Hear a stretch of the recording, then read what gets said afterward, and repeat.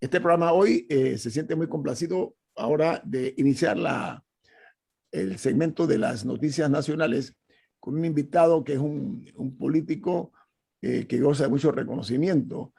Él fue en su debido momento escogido por la revista Time o Time Magazine, para los que hablan inglés, fue seleccionado por allá por los años 90 como uno de los líderes más prometedores del planeta para el actual milenio, o sea, para el actual milenio. Y estoy hablando del exalcalde del Distrito Capital, que se reeligió, por cierto, por un segundo periodo. Luego fue candidato presidencial y candidato vicepresidencial. Estoy hablando del licenciado Juan Carlos Navarro. ¿Cómo está, don Juan Carlos? Bienvenido.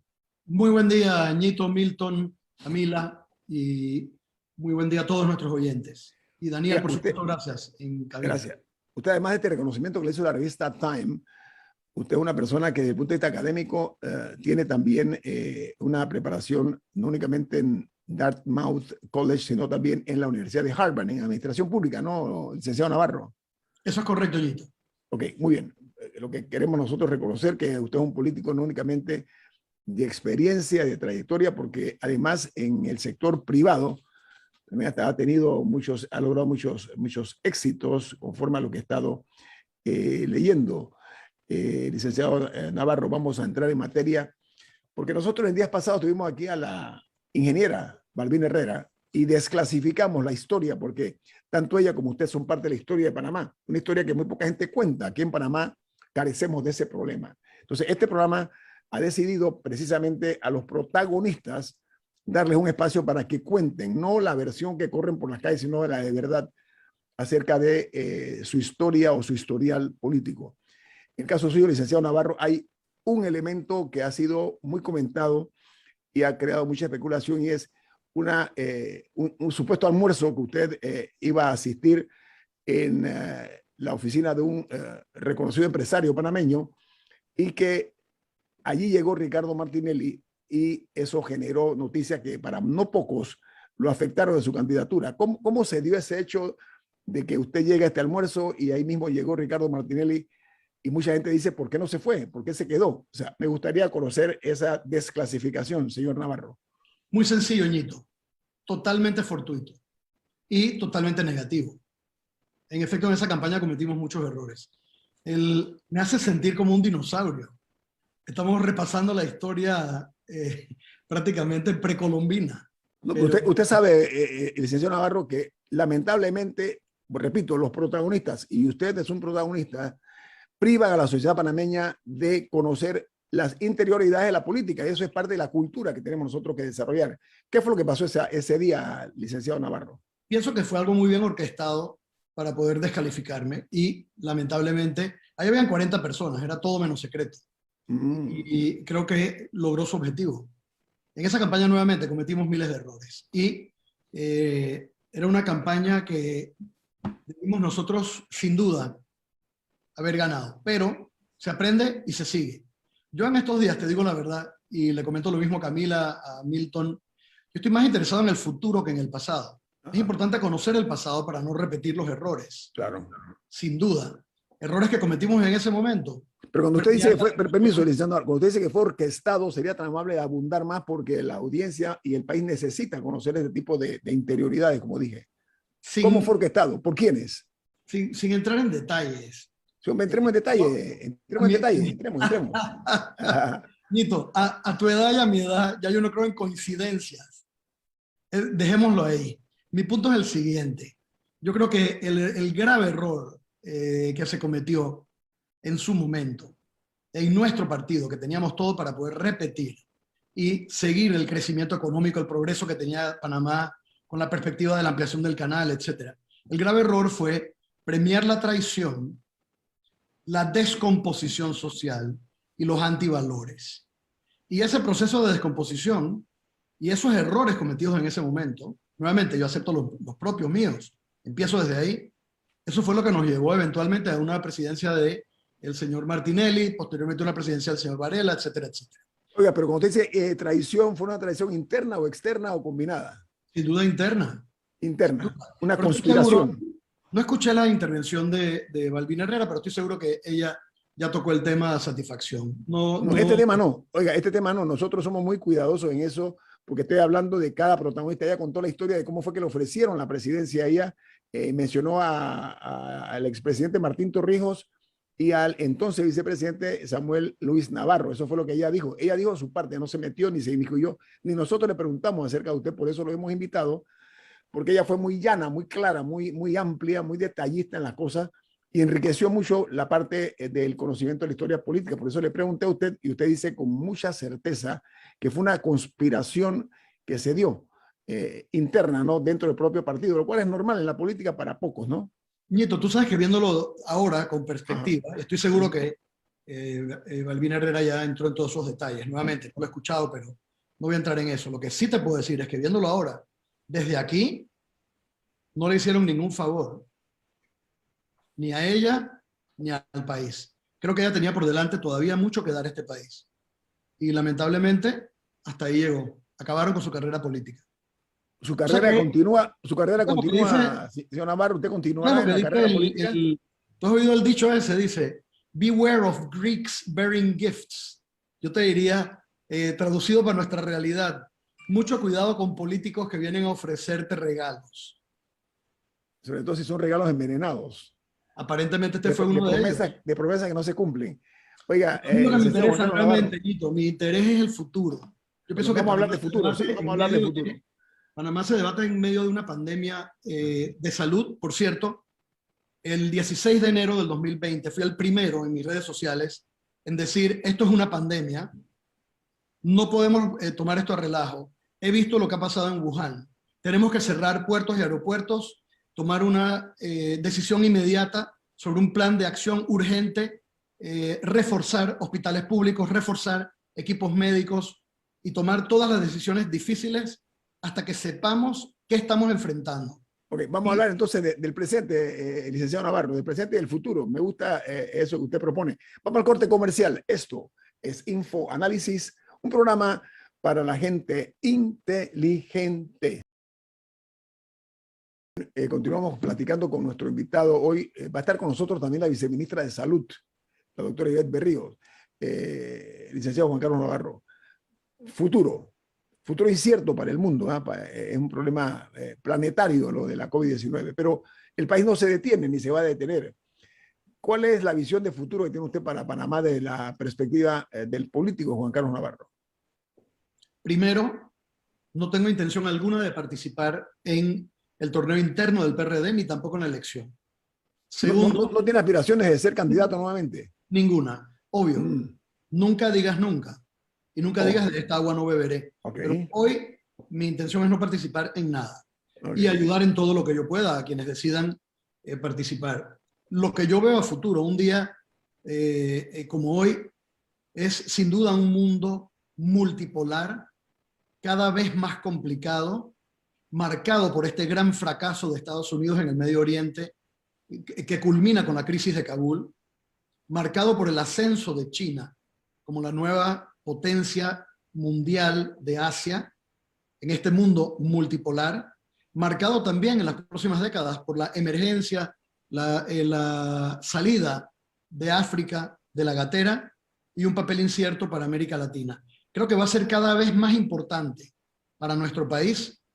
Mira el impacto que ha tenido la pandemia en el comercio mundial, mira el impacto que ha tenido en Panamá, una contracción económica de 25%. Esto es una recesión, casi que una depresión, una pérdida de más de 300.000 empleos en nuestra pequeña economía, un aumento de la deuda a 40.000 millones de dólares, que es como vamos a cerrar el año. Cuando tú sumas todo esto y ves al futuro, queda claro que todo lo que está ocurriendo en el mundo afecta a Panamá. Y queda claro que de aquí en adelante Panamá tiene que tener una política exterior ganadora, que claramente identifique oportunidades para Panamá y garantice nuestra posición como centro de comercio mundial.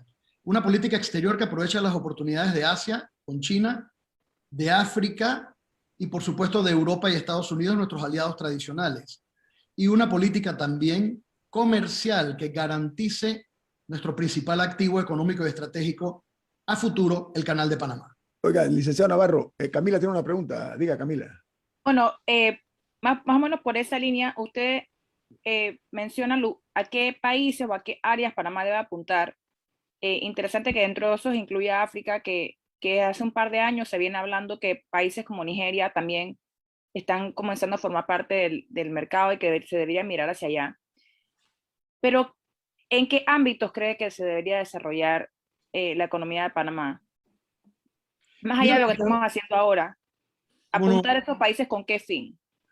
Yo prácticamente haría todo distinto. Mira lo que está pasando con la pandemia. Dicho sea de paso, para que estemos claros, la destrucción de la naturaleza y la ampliación de la frontera agrícola es la que cada vez más va a garantizar nuevas pandemias. Estos virus zoonóticos que se hospedan en animales silvestres, sean murciélagos u otros animales, y que luego se transfieren a humanos, están en la naturaleza, han estado por milenios.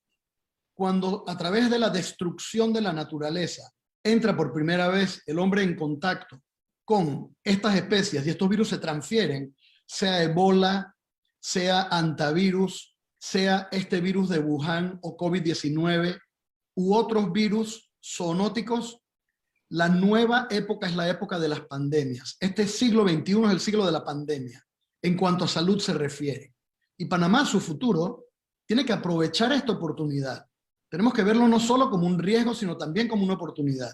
Tenemos que verlo como una oportunidad de proveer servicios médicos, de proveer equipos médicos en nuestro continente, incluso Estados Unidos, aprovechar el nearshoring, que va a ser ahora una gran cosa. Yo inmediatamente trataría de convertir la zona libre de Colón, que está terminando un ciclo importante, lo convertiría para que renazca como un centro de nearshoring para Estados Unidos y los países de América Latina, para citar solo un ejemplo.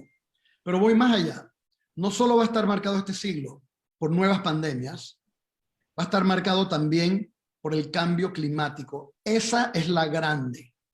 La destrucción de la naturaleza, la destrucción de la biodiversidad, la pérdida de ambientes naturales, la destrucción de los océanos, la pérdida de las capas de hielo en la Antártida y en el Polo Norte también, y por supuesto, lo más grave, el aumento mundial en la temperatura, el aumento en el nivel de los océanos y todo lo que eso trae, extremos climáticos. Oiga, permítame, señor Navarro, porque usted es un hombre que se ha identificado mucho con el tema ambientalista y reconocido. Usted creó Ancón, etcétera. La minería en Panamá es un área que es protegida. Estamos hablando del medio ambiente. En un país como Panamá, que tiene uno de los bosques más envidiados del mundo y más privilegiados, ¿cómo ve usted la perspectiva de que se sigan otorgando hectáreas de terreno virgen y de bosques para la explotación de la minería abierta en Panamá? ¿Cuál es su posición? Eso es una perfecta estupidez que tiene que terminar de inmediato y es un crimen de lesa patria lo que están haciendo con la minería a cielo abierto. No se puede hacer minería de cielo abierto en una de las áreas más lluviosas del mundo, como es esa costa norte, no llamada en vano Golfo de los Mosquitos. Entonces, señor Navarro, el hecho de que aquí se cometa esta estupidez, ¿qué fórmulas hay para detener este absurdo? Para mí es un disparate que Panamá dé la mejor parte que tiene de su riqueza natural para que se explote por parte de empresas incluso que no han tenido cumplimiento en cuanto a los controles de la biodiversidad. Totalmente de acuerdo, pero es que ¿qué controles hay? Ya se ha determinado que la minera tiene un contrato que es inconstitucional. Se ha determinado adicionalmente que el país no tiene la más mínima capacidad de supervisar lo que esa gente hace ahí. No sabemos lo que esos tipos están haciendo ahí. Y esa mina se ha salido de su camino para hacernos daño. Cada vez que toman una decisión es la peor ambientalmente para Panamá. Te cito solo un ejemplo. No solo todo lo que están destruyendo con el beneplácito de autoridades que para mí son criminales todos. Y algún día pagarán por sus pecados, aquí o allá arriba. Pero, Navarro, dice que tenemos, aprovecho el tiempo. Es posible que si ellos tenían que montar una planta de energía, buscaron la peor tecnología del mundo, la más contaminante, carbón. Están cerrando las plantas de carbón en el mundo entero. Estos señores han montado una planta de energía con carbón para asegurarse que pueden contaminar al máximo y hacerle el máximo daño posible a Panamá. Son todos unos ampones. Para mí, tienen la misma categoría moral que los traficantes de droga o los esclavistas, personalmente. Y dicho sea de paso, esta fiesta acaba pronto.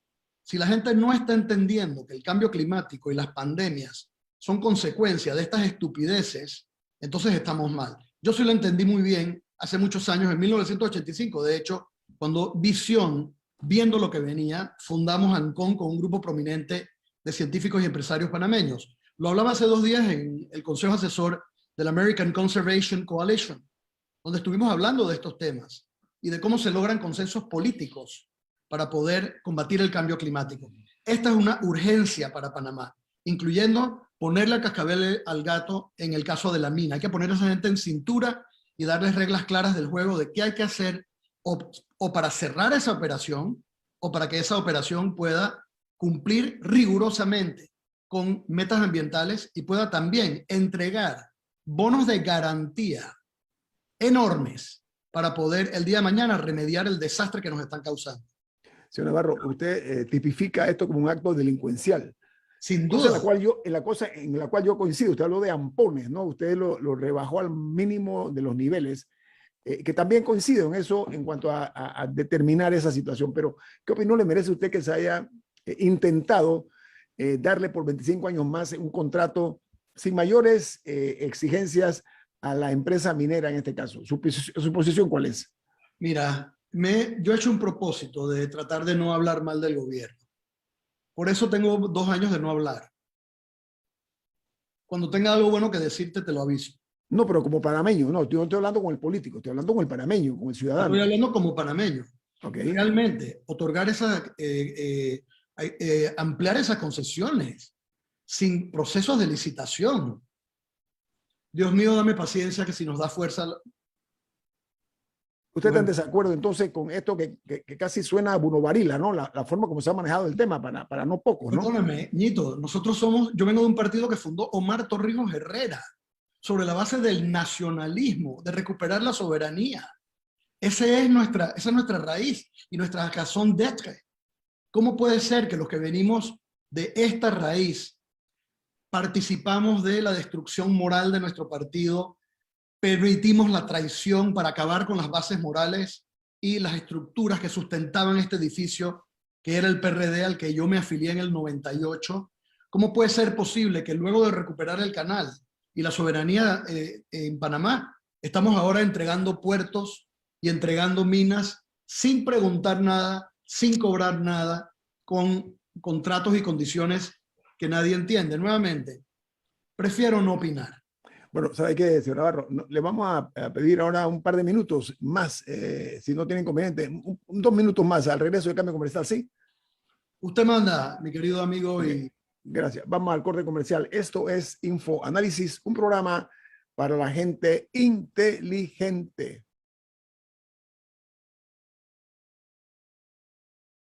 Don Juan Carlos Navarro, continuamos con usted unos minutos más, le pedimos y usted muy generosamente nos regala un par de minutos más. Usted toca un tema interesante dentro de la variedad de temas y yo quiero reconocer que usted es un miembro del PRD con una trayectoria importante de lo más alto. Usted fue secretario general del partido también, ¿no? Correcto, y dicho sea de paso, estoy muy agradecido. Estamos hablando no con un político del PRD común y silvestre, usted es una de las personas, por eso yo hablaba de personalidades. A ver, nosotros hablamos de pequeño paréntesis, Ñito. Yo estoy muy agradecido con la oportunidad que me dio el PRD. Okay. 2 veces fui alcalde, la segunda vez reelecto con el 60% del voto, y yo creía en ese partido, al cual yo me inscribí en el 68, y no tengo sino un agradecimiento inmenso para toda la gente buena, decente, trabajadora, que es la mayoría del PRD. A todos ellos un abrazo. Allá hay gente buenísima, gente que cree en la ideología torrijista de verdad, que creen ayudar al prójimo, que creen el bien común, que creen la soberanía, que creen Panamá, que creen el trabajo honrado. Hay mucha. Bueno, a ver, diciendo Navarro, usted es un hombre que no es víctima de la abyección, que se ve mucho, en algunos políticos. O sea, son como personas muy mansas, muy fáciles de manejar. Usted es una persona que tiene su propia personalidad y su propio pensamiento. En este momento y esta hora, voy a ir más atrás. Antes se decía que el PRD tenía cuadros, así como un equipo de béisbol, que tenía segundo cuadro, tercer cuadro, y todos eran estrellitas, así como Brasil, para llevarlo al tema futbolero. ¿Usted considera que en este momento en el equipo de gobierno están los mejores al frente del gobierno del señor Cortizo? Crudamente hablando. El equipo que gobierna con el señor Cortizo es el equipo de su confianza, que lo refleja a él. No, yo pregunté si es el mejor, no si es de confianza, no estoy hablando personalmente, estoy hablando a nivel de gobierno y de partido. ¿Son los mejores cuadros para este momento, señor Navarro?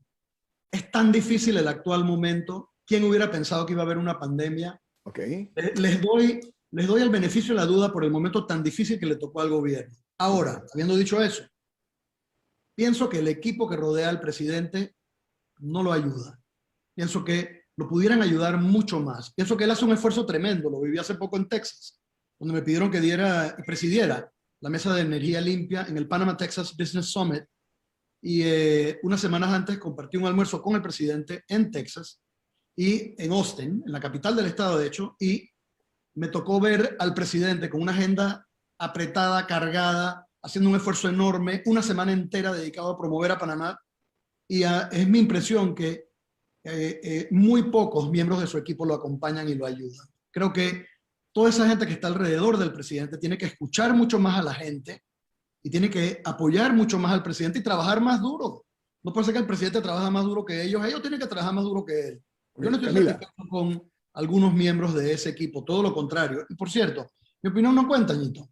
Los que nos están oyendo, díganme ustedes, los que me oyen en su casa, ¿ustedes están contentos con el desempeño del equipo que rodea al presidente? ¿Ustedes se sienten bien hoy?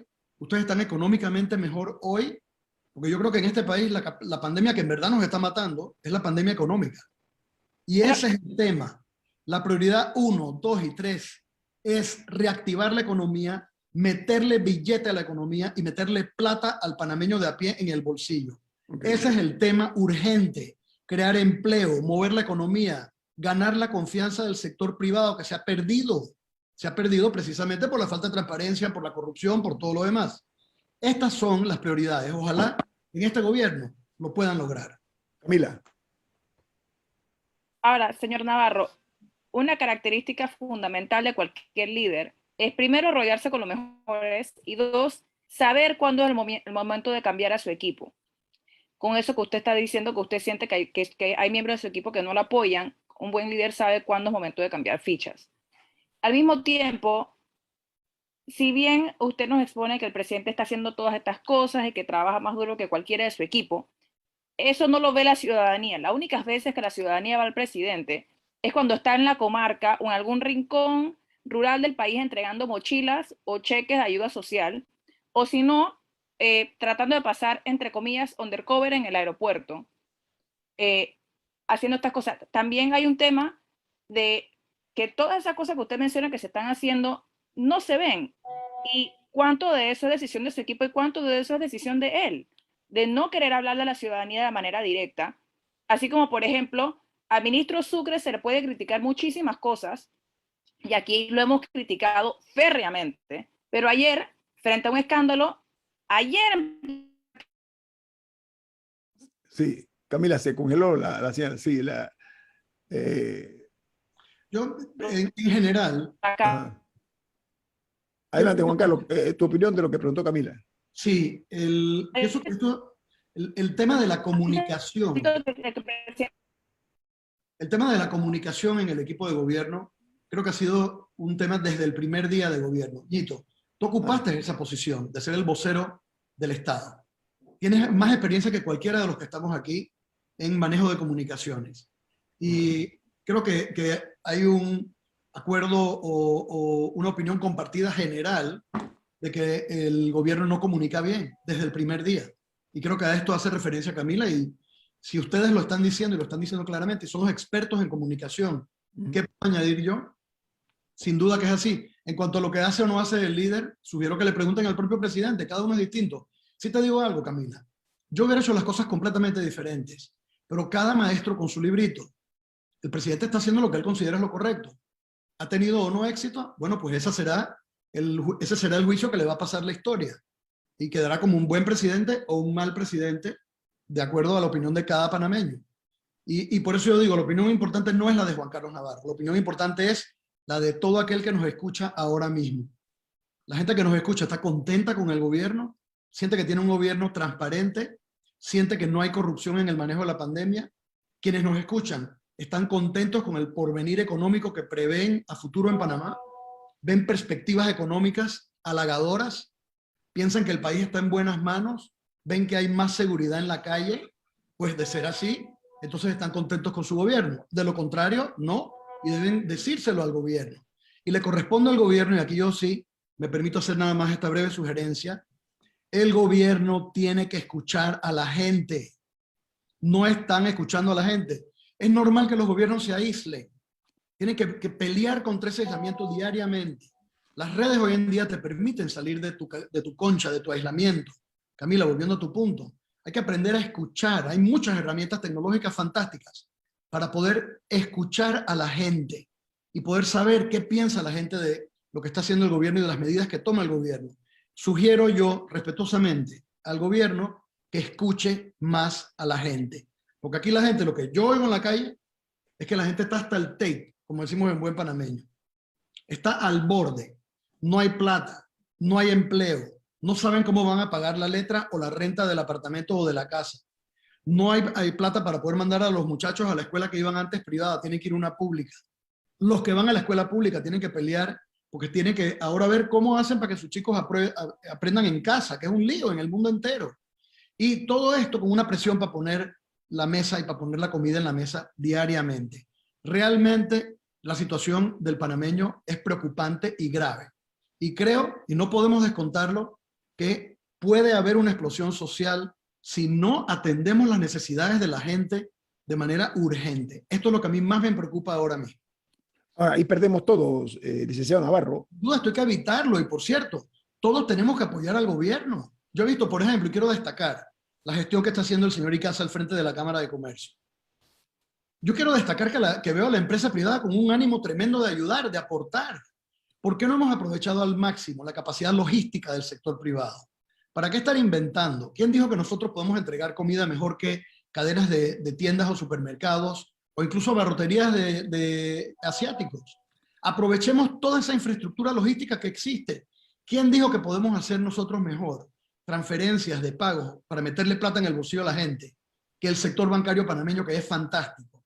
Aprovechen esa infraestructura de nuestros banqueros y financistas que quieren ayudar y quieren aportar.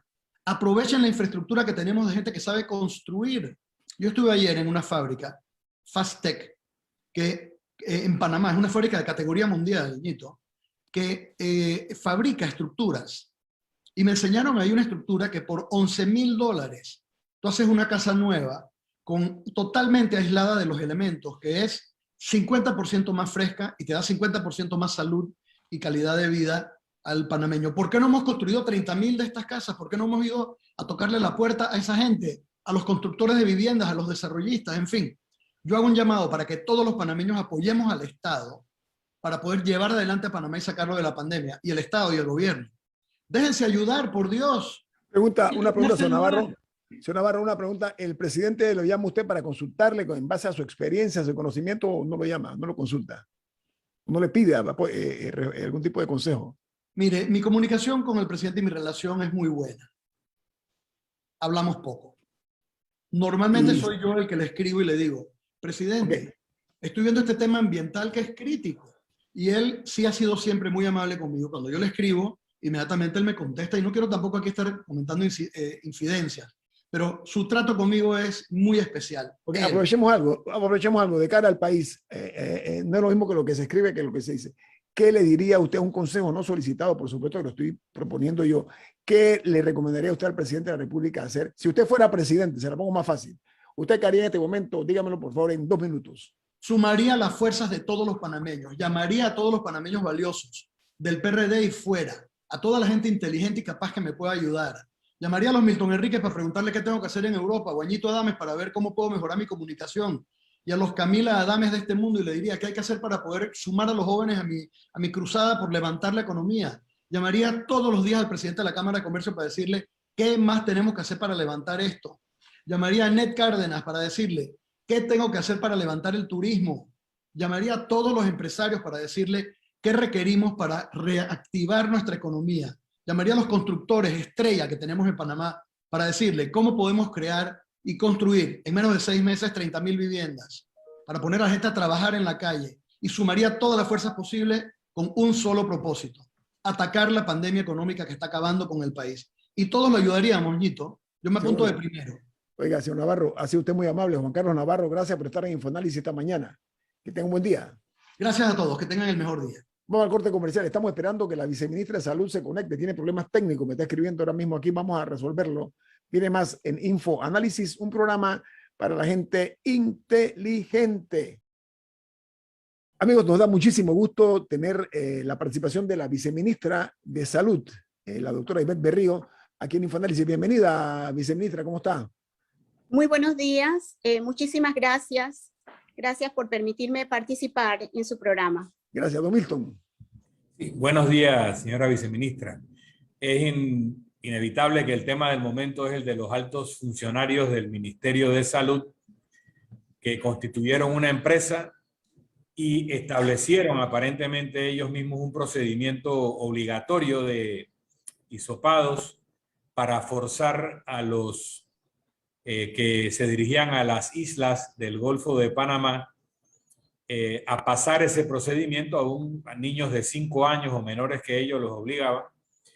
Y pues el ministerio, al recibir la información, ha actuado informando que los ha destituido, si no entendí mal. Los separó. Separados para investigación. Y el Ministerio Público anuncia una investigación por conflicto de intereses. Pero aquí parece que hay mucho más que conflicto de intereses. Hay conflicto de intereses, pero ¿hay alguna norma que realmente hacía obligatorio esas pruebas? Porque si no hay una norma que lo obligaba, hay otro delito al aplicar una normativa inexistente.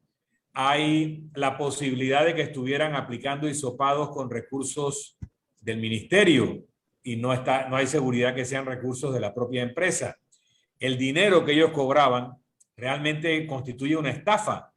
O sea que quisiéramos saber qué tanto sabe usted como viceministra de lo que ha sucedido con estos altos cargos del Ministerio de Salud en una operación absolutamente despreciable, pero cuáles son las connotaciones probablemente delictivas que pudieran haber incurrido ellos y hasta dónde está dispuesto a llegar el Ministerio de Salud en este caso. Efectivamente, no soy abogada y no puedo contestar desde el punto de vista legal. Sin embargo, sí conocemos que tenemos leyes que sustentan el realizar los hisopados, sobre todo en áreas donde nosotros consideramos evitar la propagación del virus, porque son áreas donde hay muy bajo porcentaje de contagio o son áreas libres de COVID. Sí nos sustenta la ley al Ministerio de Salud a realizar hisopados, porque de esta manera nosotros vamos a seguir teniendo el control de la propagación de la pandemia, vamos a poder desarrollar adecuadamente la trazabilidad y vamos a poder identificar personas contagiadas pero asintomáticas. Bueno, entonces para precisar, hay una normativa que autoriza al Ministerio de Salud a hacer este tipo de pruebas. Exactamente. Y el Ministerio de Salud, en efecto, habría contratado a esta empresa para la práctica de dichas pruebas. ¿Eso es así? ¿Hay un contrato? No, el Ministerio de Salud no contrata a ninguna empresa para realizar estas pruebas. El Ministerio de Salud hace las pruebas en los centros de salud y estas pruebas que se realizan del Ministerio de Salud son gratuitas. Okay. Entonces, cuando nosotros identificamos... Hay más que un conflicto de intereses en este caso al haber una empresa cobrando para hacer algo que el Ministerio de Salud hace gratis. Eso nosotros hacemos gratis estas evaluaciones en todos los centros de salud y todos los ciudadanos que requieran realizarse esta prueba pueden acudir a los centros a realizársela. Sin embargo, es importante mencionar en este momento que las clínicas, en el caso de los doctores mencionados, tienen su clínica privada y como ente privado pueden solicitar a través del Consejo Técnico de Salud digamos, una autorización o un permiso para realizar esta actividad. Pero permítame, viceministra, ¿Tenían el permiso? no tenían el permiso. Ok, yo le pregunto, viceministra, no estamos hablando, como usted dice, de 2 médicos. No. Estamos hablando de altos funcionarios del Ministerio de Salud. Me refiero, uno, a ver, para poner las cosas en contexto, uno de los mencionados es la jefa regional de salud pública y el otro es el jefe de epidemiología. Imagínese usted, o sea, son altos mandos, hay un conflicto de Sí, intereses. usted tiene toda la razón. Ajá. Yo me refería en general que un médico que tenga su clínica privada y su clínica privada solicita la autorización para poder realizar esta actividad. Sí, esa parte no estamos criticando, Pero, estamos hablando de que son funcionarios de salud, del Ministerio de Salud. No, Camila. yo estoy totalmente de acuerdo con usted. Y realmente la conducta de la alta dirigencia del Ministerio de Salud fue separar a estos dos funcionarios de sus cargos porque efectivamente se está realizando la investigación para constatar que efectivamente incurrieron en delitos. No, pero y nosotros viceministra, el ministro dijo que había conflicto de intereses, eso sí lo dijo él ayer día, Camila. totalmente de acuerdo con el ministro, totalmente de acuerdo con el ministro. Nosotros que estamos en el ministerio y que conocemos todos los trámites y que tenemos toda la relación y que conocemos la información, no podemos realizar estas actividades. Claro. Camila. Viceministra, el ministro dijo ayer que ellos llegaron de manera voluntaria a poner esos hisopados en la isla y que el ministerio no los contrató para ese fin. Sin embargo, el periodista Mauricio Valenzuela dijo esta mañana en Radio Panamá que esta misma empresa hacía hisopados para los hoteles hospitales. Esta empresa era una de las contratadas para hacer hisopados en hoteles hospitales, que eso sí sería mandado por el MINSA, porque las personas solo terminan en hoteles hospitales por mandato del MINSA. Mire, es importante la pregunta que usted está haciendo y yo tengo que ser responsable al decirle que yo no conozco, en este momento no tengo la información de que el ministerio haya contratado a la empresa para realizar los hisopados. Vuelvo y repito, la empresa hizo la solicitud al Consejo Técnico de Salud, pero esa solicitud todavía no había llegado a concretarse. El trámite no se ha concretado todavía. Entonces, al no concretarse el trámite, todavía no cuentan con el permiso. Yo quisiera pensar que el ministerio, ante esa situación, no puede contratar a una empresa que no cuenta con los permisos para realizar esta u otras actividades. Así nos hemos manejado. En este caso, había grandes críticas al hecho de que se estuvieran cobrando hisopados para ir a estas islas. Primero, porque en esas islas se hizo barridos de vacunación y ya están todos vacunados. Segundo, porque no se habían estado haciendo y ahora era una medida nueva que se iba a implementar. Pero también hay críticas en el aeropuerto de que se está matando el turismo con todo el sistema de pruebas para los viajeros que llegan de Sudamérica y tienen que pagar $85. ¿Esa empresa está contratada por el MINSA? La que hace los esa empresa, vuelvo y repito porque esto es muy importante. El Ministerio de Salud no contrata a una empresa privada para realizar actividades que el Ministerio de Salud hace. Entonces, en el caso de los aeropuertos, es la empresa Tocumen S.A. que se ha encargado de establecer los puntos porque así el ministerio lo ha solicitado. O sea, el ministerio solicita la evaluación de todas las personas que ingresan al país.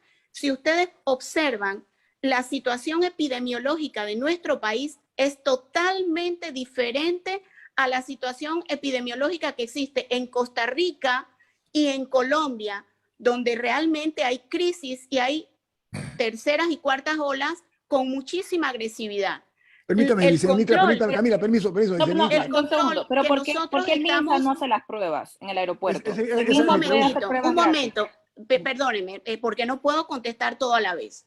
Sí. Es importante destacar que el Ministerio de Salud ha establecido las normas y las normas deben cumplirse. ¿Por qué el MINSA no hace los hisopados? Porque nosotros hacemos los hisopados en los centros de salud y en los puntos de salud, llámese caja de seguro social. Eso sería una inversión aún mayor para el Estado panameño, cuya economía en este momento está en rojo. ¿Por qué? Porque estamos enfrentando una pandemia para lo cual no estábamos preparados y el gobierno la ha enfrentado adecuadamente con el control de la pandemia, haciendo trazabilidad, trayendo las vacunas a tiempo, que la inversión de las vacunas tampoco estaba presupuestado y se ha tenido que recoger de todos los ministerios, principalmente de salud, para poder enfrentar la inversión en las vacunas. Entonces, ¿qué ocurre con esto? Nos pone a nosotros en una situación económica muy delicada y nosotros no podemos enfrentar también y sopar a todas las personas que llegan al aeropuerto, extranjeros, que aún así vienen solamente de paso y se llevan entonces el hisopado hecho aquí en Panamá gratis para ir a Estados Unidos o a cualquier otro país. Viceministra, sabe que nosotros reconocemos en este programa y es conocido la labor que está haciendo el MINSA en materia de la vacunación. Eso nosotros hemos sido muy claros en eso. No obstante, el problema aquí es que se está cometiendo un crimen de lesa humanidad cuando se hace un negocio, ¿ok? A raíz de una pandemia. Ese es el tema. La pregunta que yo me hago. Yo estoy de acuerdo con usted. Permítame, si tenemos una situación económica asfixiante y hay el cobro y queremos motivar a los extranjeros a que vengan al país y hay un cobro de $85, que ningún país cobre ese dinero, ningún país cobra ese dinero por ese hisopado. Eso suena mal para efectos de los intereses del país. ¿Cómo se permite ese tipo de situaciones en Panamá? Yo no sé si corresponde a ustedes o no. Esa es la pregunta. No corresponde a nosotros, licenciado. Disculpe, pero el Ministerio de Salud no ha contratado ninguna empresa y no conoce las bases mediante las cuales se hicieron los contratos. Muy bien. Ahora, una última pregunta. ¿En qué momento ustedes se enteraron de lo que estaba pasando en el caso Labrador Chan? ¿Cuándo les llegó a ustedes la información de que estos funcionarios tenían esta empresa? Un minuto, viceministra. A nosotros nos llega la información a través de los medios de comunicación. Okay. Ni el ministro de Salud, ni mi persona recibimos, o sea, no pasa por el despacho superior los trámites de las empresas que están solicitando aval del Ministerio de Salud para realizar su actividad profesional. Eso no pasa por el despacho superior. Como presidente del Consejo Técnico de Salud, sí tengo conocimientos de las empresas que solicitan los permisos que le corresponden al Consejo Técnico avalar. Entonces, por eso yo tengo conocimiento que esta empresa todavía no había concretado el trámite para recibir su permiso para realizar la actividad que realizaban. Viceministra, agradecemos mucho su franqueza, la forma tan llana y directa como ha respondido las preguntas. La felicito, ojalá otros funcionarios sean como usted o yo, porque eso le hace bien al gobierno, le hace muy bien respuestas concretas y directas que espera la ciudadanía. Así que mis congratulaciones. Viene Álvaro Alvarado con su programa Sin Rodeos.